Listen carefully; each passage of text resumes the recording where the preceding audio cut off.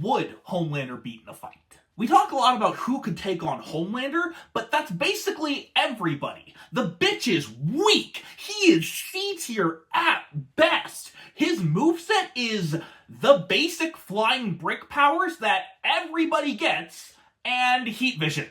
That's it. He's not even very good at the basic flying brick powers. So any evil Superman character beats Homelander easily. Any character with flying brick powers beats Homelander easily. And those are just the basic powers that everybody gets.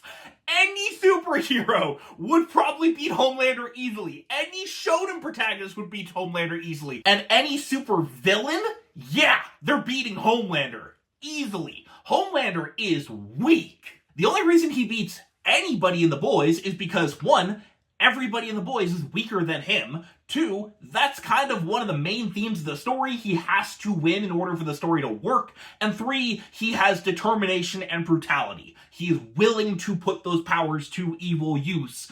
But at that point, any bloodlusted character, if we're doing power scaling here, would win against Homelander, because the only thing he has going for him is that he's bloodlusted. Frankly, you don't even need a shonen protagonist in order to beat him. You could take the wimpiest, bitch-ass character you possibly can, Zenitsu from Demon Slayer.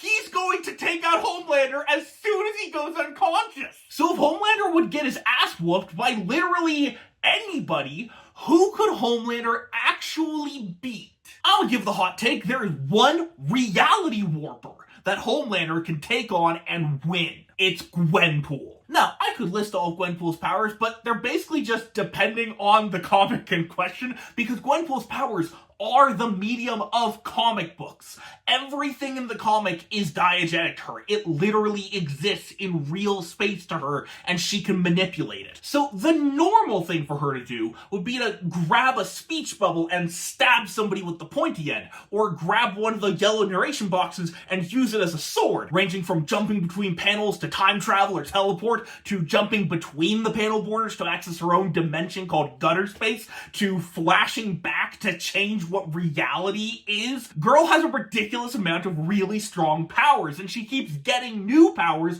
almost every issue, because almost every issue will play with the medium of comics in a new way. I mean, one time she rearranged the order of the panels to put Punisher in a time loop, just because it was funny. And during one arc, she got the power of exposition, where she could speak and the universe bends to her will. So why would she possibly lose to someone as weak as Homelander? It's because of what Gwenpool is about. Gwenpool is not a power fantasy. Gwenpool exists to subvert the power fantasy of comic readers. To tell comic readers, even if you were in the comic world, that doesn't mean that you would be the greatest hero who ever lived.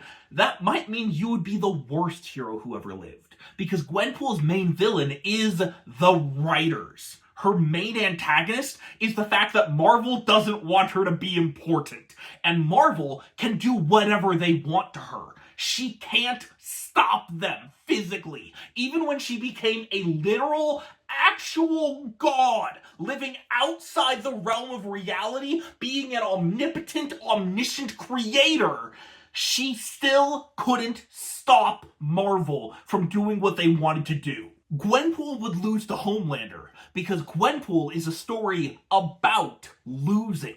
Gwenpool is a story about finding the meaning and the beauty in failure. It is a story about accepting death and understanding our own mortality. It is a story that asks, what if you found out that your life actually is meaningless? What then?